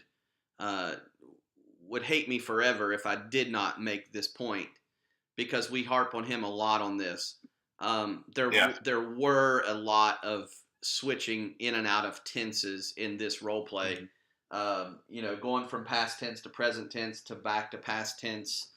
And so the encouragement there is just, once again, just pick a lane. If you want it to feel like it's happening now, be in the present. If it's something that we're looking back on, you talk about what happened in the past and try your best. I know it's hard when you're in the middle of writing and you get in a groove, and even when you read it back over, it doesn't always pop in there. But it's one of those things. It's always been, as I've been reading, a small pet peeve. And if you really want to improve readability score, that's the easiest way to do it with me is pick a lane, whether you're past or present, and just roll with it. And other than that, though, again, this was a great role play, very, very highly well written. So composite was 12.9 there. And of course, since these were the only two role plays, they are officially both moving on to the Turmoil match at the Angkor Anguish pay-per-view. And so, Sean Parker's going to be pulling double duty, as is one of his opponents, LCP, although the character is only in one match, but the handler is doing two matches. And I guess we can just go ahead and just jump into that if you want, unless you had anything else to say about the role plays. No, I thought they were both very well written. I feel the two best Tribulations role plays were Raven and Penelope, which is a testament to the fact that they just and LCP, the testament to the fact that they knew what we were looking for. So I think everybody else that was in, like Cross, Shazza, Parker, Ricky, and Jaymont, I think we're going to see stronger efforts from them, because they did get feedback. So, so that's all I would add. But this match, man, I'm looking at it, and I mean, these people are opening the show, and look at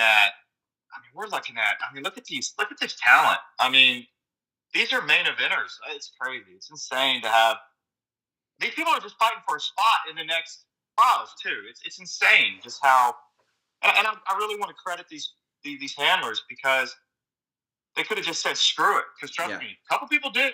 Oh, I'm not role playing for that. Okay, motherfucker, you don't have to. But these people, they stayed the course, they wrote for it, and they're going to get a really good match at the pay-per-view, and they're going to get a chance to compete against several other really talented writers and get a big win. And then plus, all these people may get drafted in the next trials too if they all want to re-enlist. Yeah, and I'm just really impressed with the fact that they didn't cry, they didn't bitch, they didn't quit.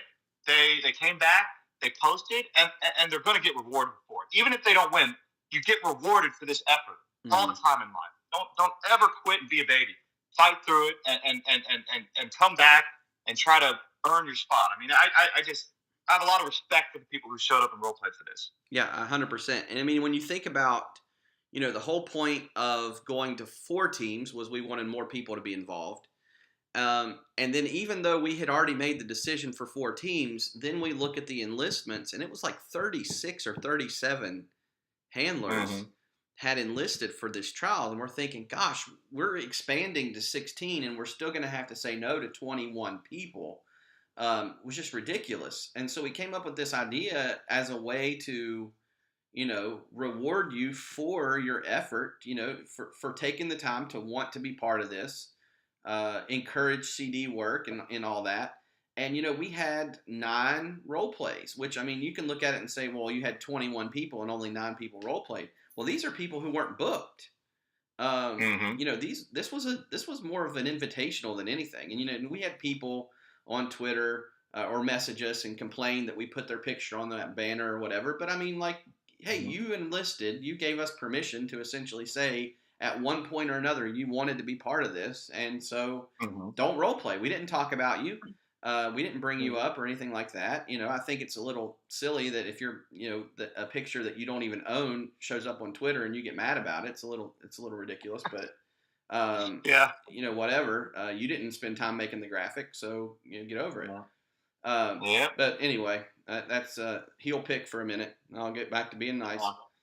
But anyway, so we have 8 incredible handlers in what we're calling a turmoil match, and it is opening the show. And since you're the one that's going to be writing it, and you kind of came up with the idea of the matches being callbacks to some of the earlier shows, tell us what your thoughts are in terms of this, the turmoil, and what would it look like for these 8 people? Okay, well, this is a callback to the main event of Night 8, which was basically they're going to be in a fight pit, and it's going to start off with 2, and then every 5 minutes, another wrestler is going to come in, and at any point in time in this match, you can be eliminated via pinfall, submission, or knockout, and it's just going to go until one person remains, and they're going to be in a pit, dirt, there's no ring. It's just going to be a fight in a pit, and the strongest person will survive. And when the match is over, if according to the match stipulation, if the gods are pleased with the effort, the temple will open up, and the 4 wrestlers in the next match will proceed. But yeah, it's a pit fight. It's like Ultimate Survival, the gimmick in WWF where they have like Survivor Series, and then the survivors would go to the main event, and then they'd come out, and it was elimination. That's sort of the gimmick. Instead of a battle royal, now it's elimination that way, and they come down and they get pinned and they're out, and that's sort of how it's going to go. So, well, cool. So yeah, that'll be a really cool match. A lot of exciting handlers there. Hopefully we'll see some really strong role plays from all 8 of them. And so what'll happen is one of those 8 will be winning the match, and we are going to change it up just a little bit. So hopefully we don't get terrible feedback for this. But what we would like to do is we're going to let the winner secure a spot in the WIT trials, but we're not going to pigeonhole them in any specific draft pick, if that makes sense. So what we'll guarantee is you're definitely going to be in the WIT trials. But what we don't want to do is get in a situation where, a certain pick is determined to be a person, and then that ends up maybe putting that team at a disadvantage or something along those lines.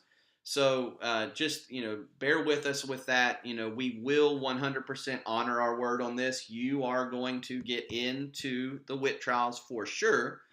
And like Will said, there's a very good chance we're probably picking 3, 4, 5, maybe more anyway of this group if they choose to be, participants, because they are such strong handlers. Yeah. Yeah, and just to kind of kind of back up what you said and explain a little bit, like if you go back to the strength trial, then I swear I'm not beating on this guy, but it's just the example. If Nickelman wasn't forced into that number one spot, then TLS would have drafted Alias probably or Cat Cortez. And just think about how much that changes that team into the strength trials. And I'm not saying Nickelman didn't deserve to get drafted; he did, but you know that first pick is so valuable that to just give them someone who didn't make the trials the first go around, it kind of puts them at a disadvantage. And I think it really sort of handcuffed Team TLS from the start. And as you can see, they unfortunately were never really a threat in the tournament. Yeah. So that's what we're doing. We want everything to be as fair and as even as possible. So if you win this match, you are going to get drafted. It may be the first pick. It may not, but you will get drafted. For sure, you have to. If we get down to that last pick and you haven't been drafted, then you're getting taken. And I don't care what, even if it's me, I don't care what the owner has to say. They're taking it because you're guaranteed a spot in the WIT trials.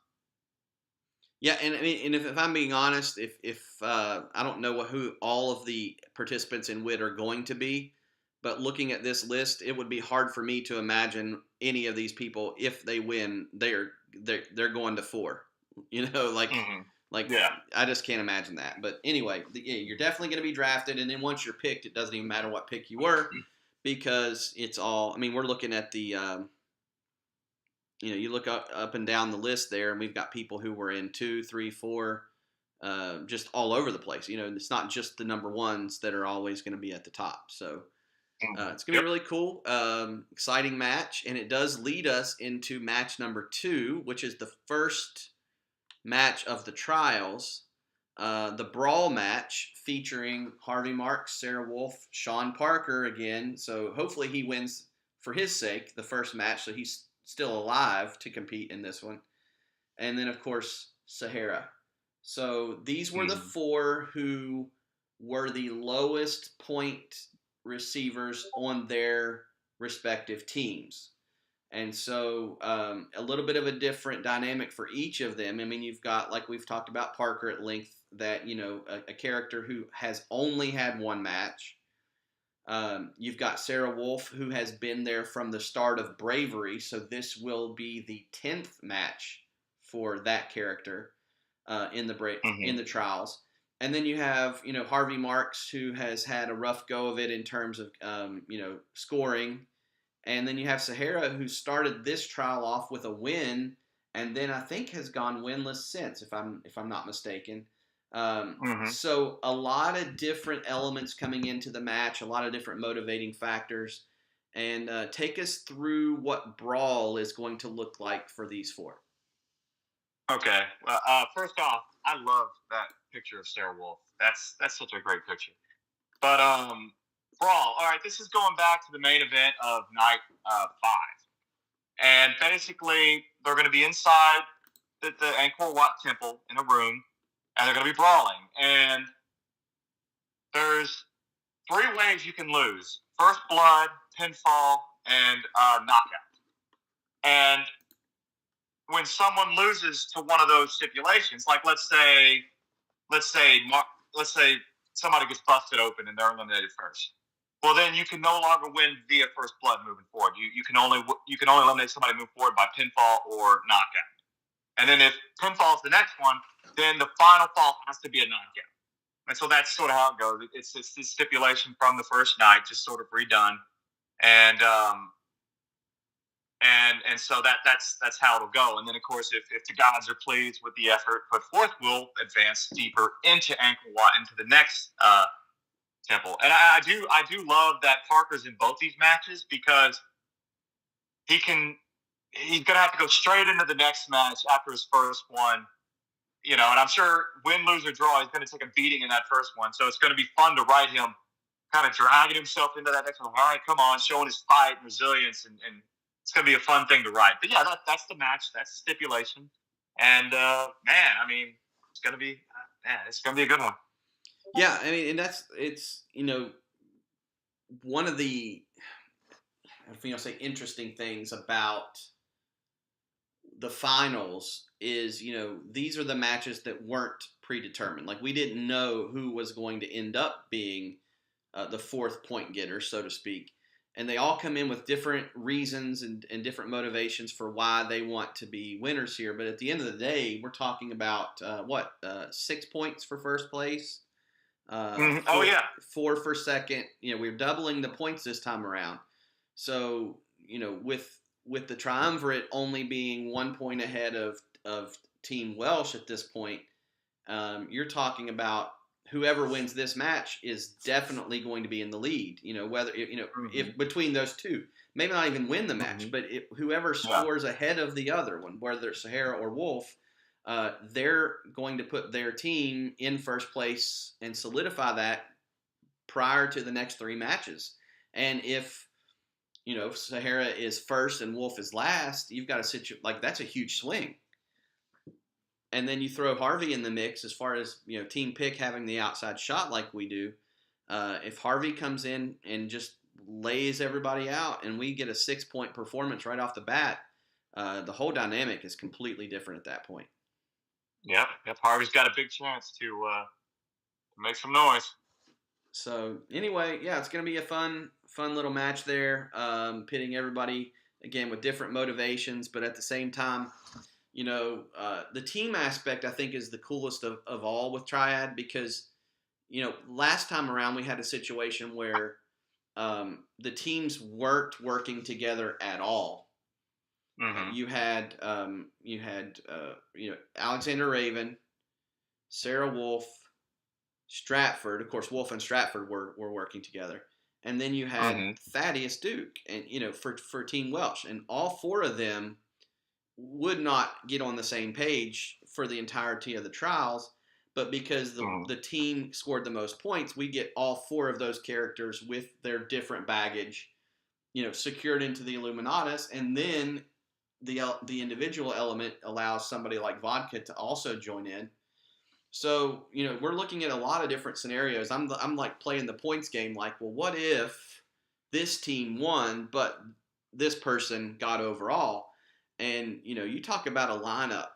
If you could put together what we already know is in the Illuminatus and so many of the people who are writing right now, that will be the most talented group of people you've had in the Illuminatus, I guarantee, when it's all said and done. So it's going to be exciting. Looking forward to that match. And also moving forward into the next match involving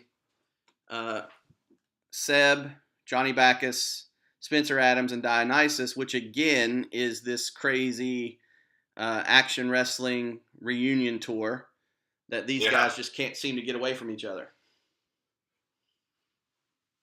Yeah, who would have thought you'd get all 3 of them back together?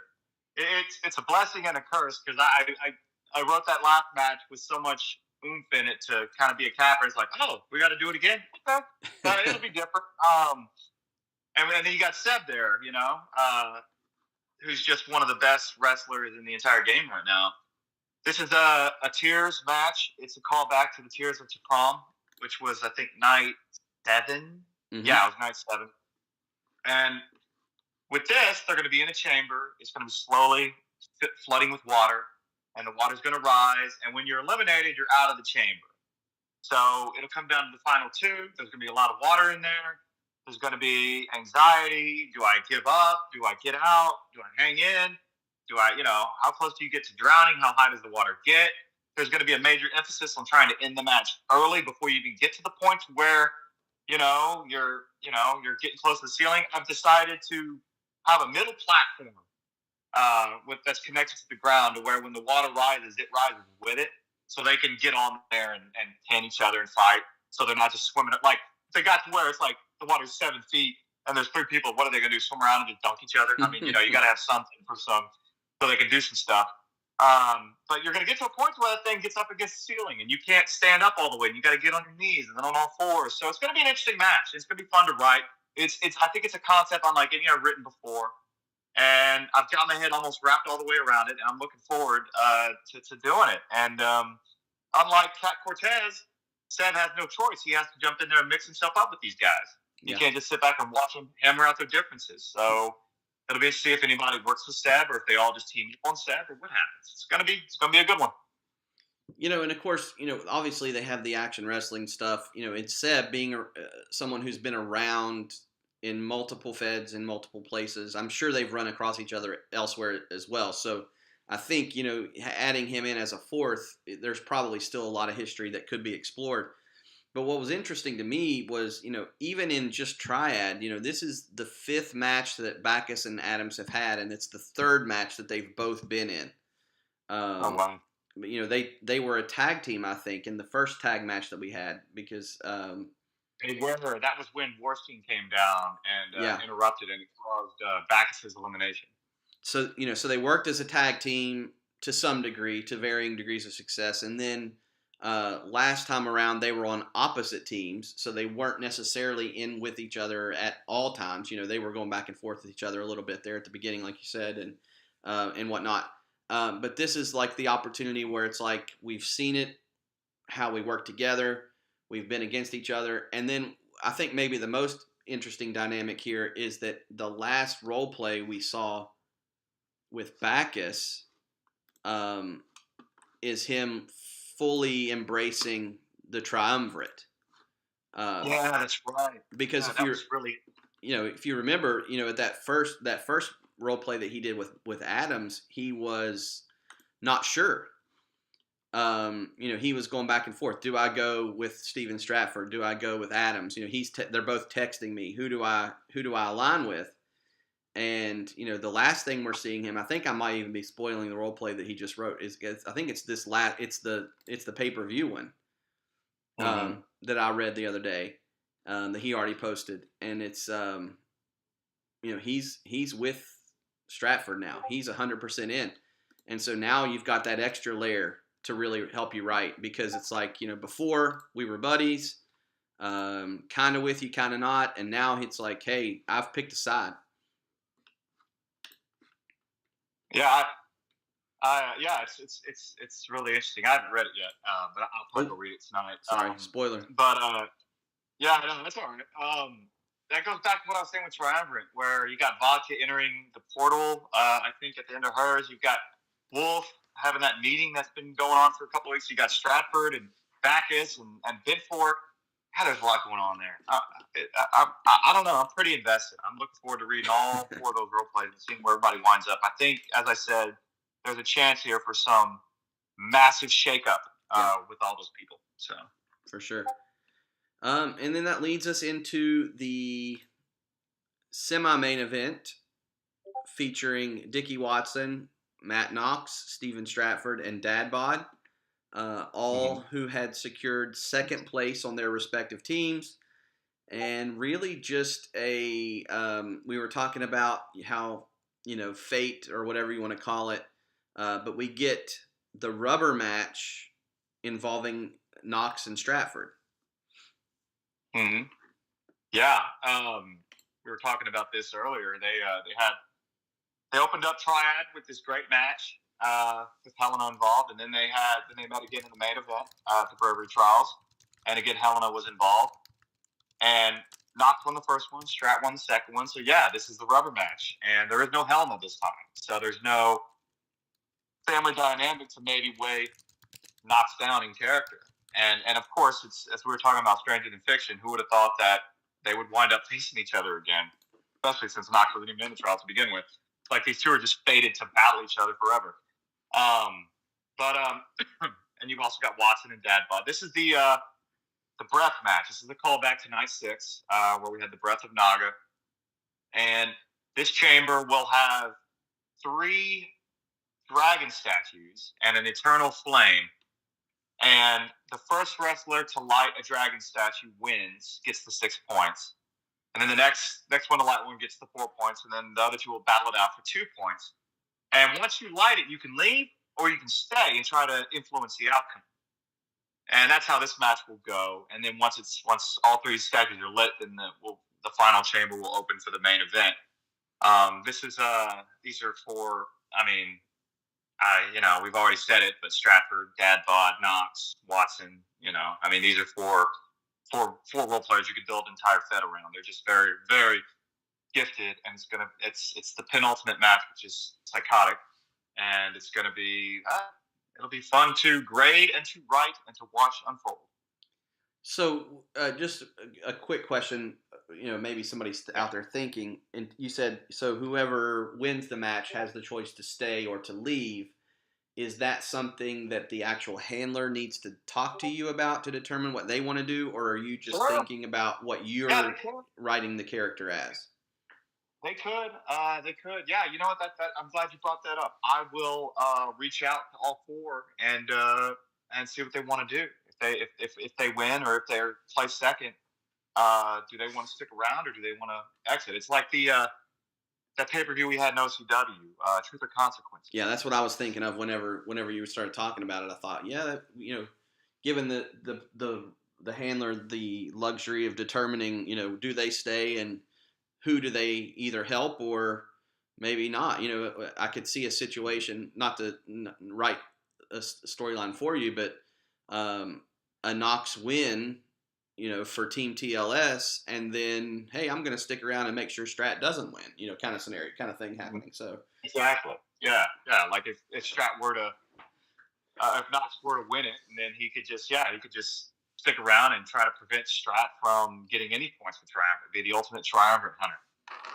So yeah, really neat stuff. I'm intrigued by that. I think that'll be a really cool match. Kind of also has a little bit of like the TNA King of the Mountain element to it, where you kind of have to win before you can win, sort of deal. So it's like you've got to. So kind of a neat thing there. And then that takes us, of course, to our main event, which features Vodka Black returning.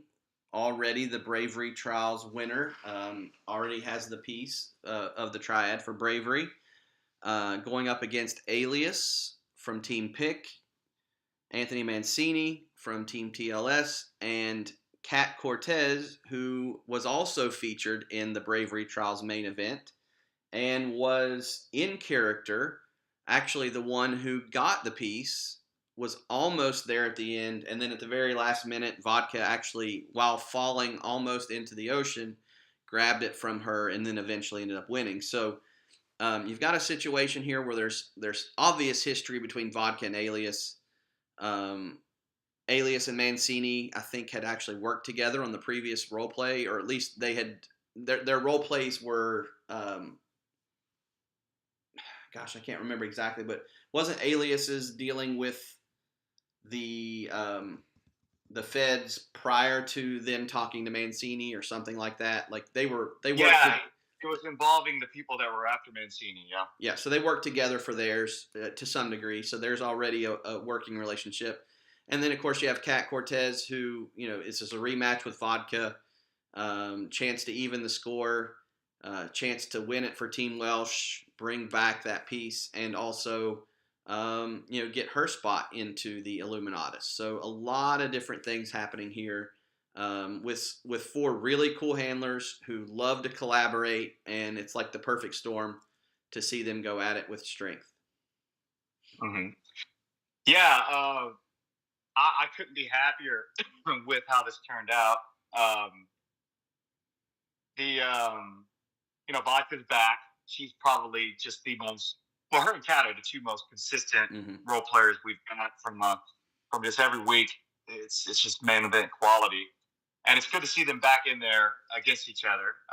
And you've got a repeat of the Tears to Prom with Alias, Vodka, and Cortez. So Alias finished third in that scenario. So he's going to be looking to right that wrong. And I'm very happy to see Mancini in this. Mancini and Dionysus were two characters that I really, really enjoyed and really wanted to see do better in the trials. And I'm happy Mancini was able to win Team TLS and get into this match because I really like this character. I really like the handler. And I really have fun writing it. And I think one of the great things about something like Triad, and I was saying this about America, and we're saying about Dad Bod, and the same goes for Mancini, is it's an opportunity for a character that maybe a lot of people don't know to really get over and to become and to really kind of make a name for themselves through these trials. And I feel like Mancini has been so good and so overlooked and so unknown. This is an opportunity for people to look and say, wow, this guy who made the finals of Triad, this is a really good character, to kind of make a name for himself. So I'm really happy he's in there. as far as the match stipulation, this is going to be pure like fiction. Like this isn't going to be kind of like Tears of Prom. This isn't going to be a whole lot of wrestling. This is going to be like a short story. They're going to be inside the temple. They're going to be trying to find it. They're going to be trying to keep each other from getting it. And the gimmick for the points is going to be if you do something that the temple deems to be weak of spirit, body, mind, character, whatever, you're going to fall prey to a trap, and you're going to be trapped like like maybe you fall into a cell and bars come up and you're stuck in there, and then you'll be the first one out. It'll be something like that where there's these booby traps, all over the place. And they're going to be looking for it, and there's going to be all kinds of hurdles and unexpected obstacles down there, and who knows what. And the first person to emerge from within Angkor Wat with that piece of the triad will be the winner. Yeah, so that's, a lot in some ways similar to how I decided to write the main event for Bravery in terms of just kind of throwing caution to the wind. We're not having a wrestling match. It's unlike anything else, and I love those kind of elements because who has time for a suplex when you're trying to find this piece of destiny? It's just the situation doesn't call for that, and the lore that we've created with Triad, which I think is the thing that's maybe drawn so many people to it, is our attention to wanting to blend some things from reality into this mystical world, and we take liberties. Obviously Angkor Wat, all these locations we've been at in Cambodia, they have their history rooted in Hindu and Buddhist principles, and we're not trying to step on that by any means. But the alternative we present is, this triad was forged inside of an ancient pyramid that eventually was, destroyed. And so where would these triad pieces be taken to, and how would they be stored? And it would only be natural to see them be guarded in places that would be very similar to where they were forged.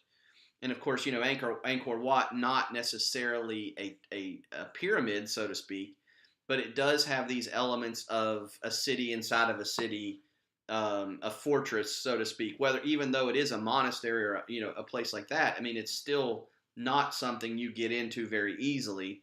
And so we took some liberties here with how we thought about this. Of course, Bobby, being from Cambodia, was really instrumental in picking the locations and helping us with this lore and helping us create something that would hopefully do justice to these locations and these spots. But yeah, it would, if there was a location that had this ancient piece and the people had built it for the sake of keeping that piece sacred and safe, you would have to anticipate a million booby traps, a million things, that would potentially keep them away from it. So it's going to be, the most Indiana Jones of anything we've done, probably.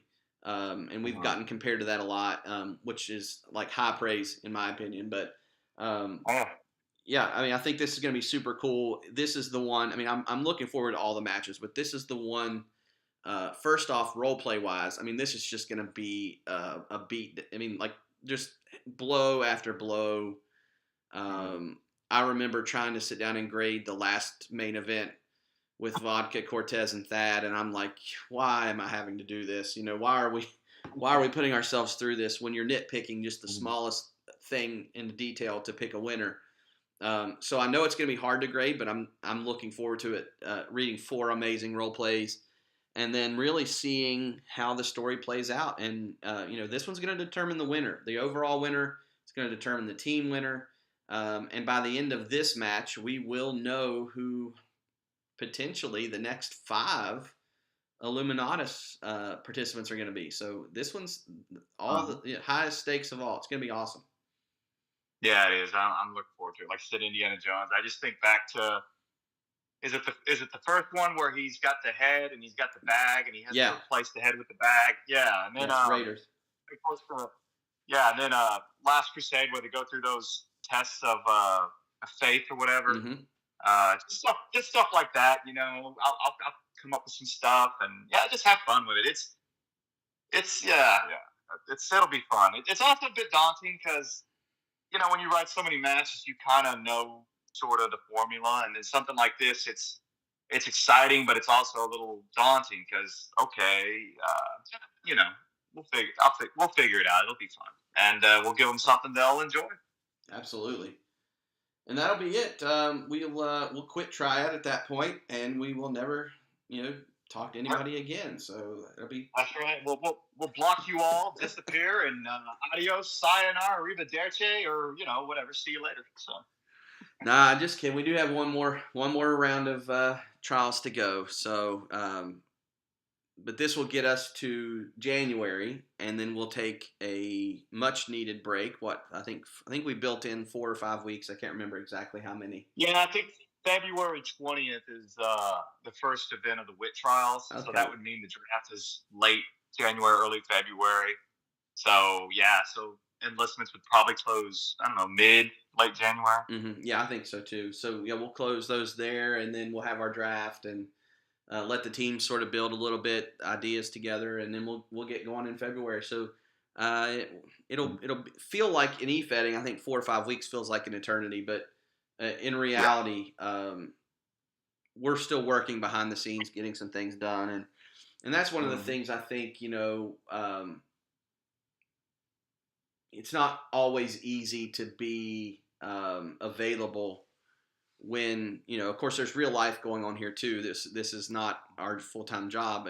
In some ways it'd be kind of nice if it was, if you could get paid to do this, but you can't. At least we can't. So there's real life things going on. It's obviously holiday season and all that sort of stuff. So if you can't get a hold of us, drop a suggestion on the site. That's the easiest way to go about it. But Twitter DMs and obviously Discord. We're in Discord. We just may not be around all the time to answer questions and whatnot. But really looking forward to this. Really thankful for all the people who came and have come along on the ride. I mean, I don't even know what the number is now, but we've only had 2 people not role play in what 9 shows now. So yeah.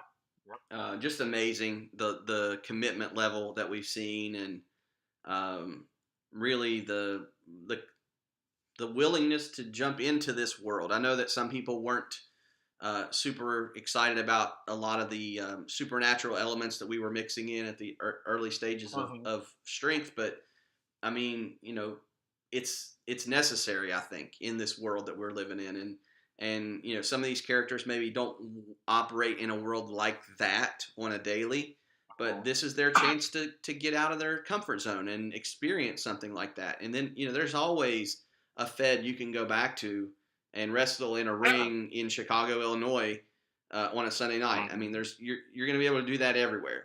So e-fetting has no shortage of your basic e-feds where there's very little imagination and it's just straight up, the Allstate Arena, blah blah blah arena, and standard matches and whatnot. So they're out there. This is something with higher ideas and more complicated, a more complex world and something a little different. So, but I do want to say, I really appreciate the people who have stuck it out. I know it hasn't gone the way some people have hoped, and it would have been easy to just say screw it and not post, but everybody stuck with it for the most part, and they've posted, and I really do appreciate and respect that. On a personal note, I want to say I'm having a lot of fun right now with Triad. You could probably tell with all the CD pieces I've been churning out. And I've got some more coming out with Welsh. I'm going to drop one probably tomorrow.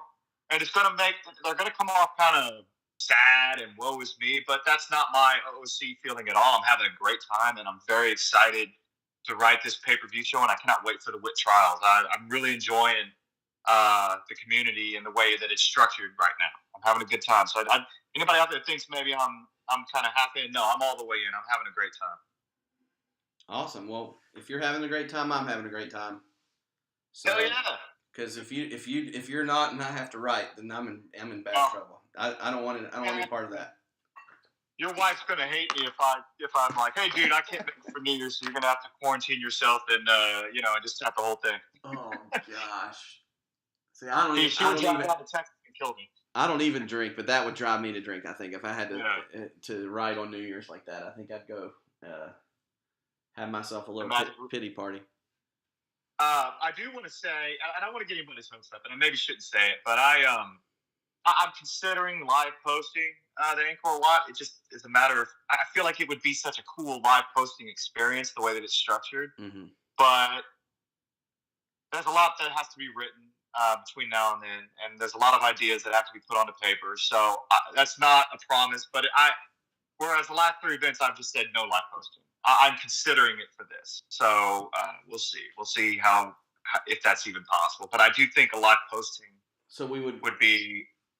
You think maybe like a live posting with the main event dropping at midnight for 2024? Oh, that would be kicking ass, man. So you're giving me inspiration to do this now.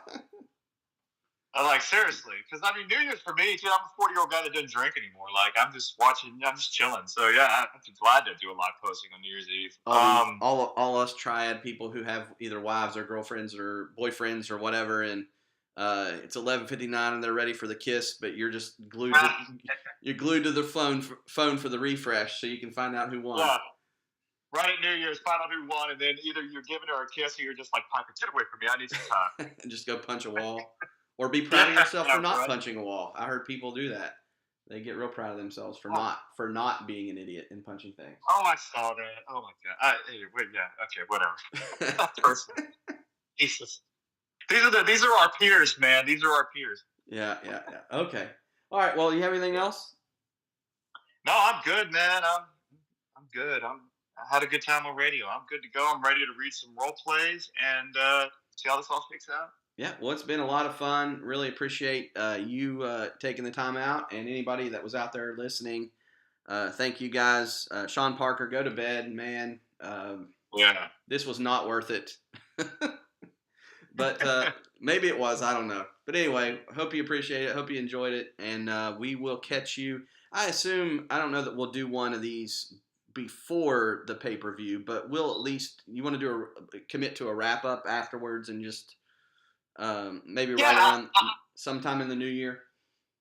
I think a good idea would be to do a radio show after maybe the enlistments close, so we can review the strength and preview the wit with all the applications we have, and we'll have the draft coming in a couple weeks. I think that might be a good time to do one because it'll be an opportunity to review a lot and also preview some concrete stuff. Okay, yeah, that sounds good. So we'll commit to something probably mid to late January then. Yeah. And obviously you'll hear from us on Twitter and Discord and all that good stuff. But as far as radio, this might be the last one of 2023. So for Bobby TLS, who we miss dearly, and we know he's going to at some point be back and hopefully get back into the e-fetting game once he's taken his well-deserved break.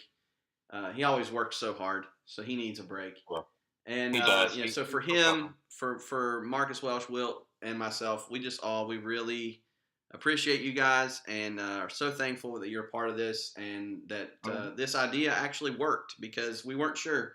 We thought it was pretty cool, but now seeing it, 2 out of 3 trials in, full steam ahead. We've got like 15 or 16 people already enlisted, so I know we're going to have more coming. So it's really exciting. Oh, yeah. Thank you guys so much, and we'll sign off for now, and we'll see you at Angkor Wat.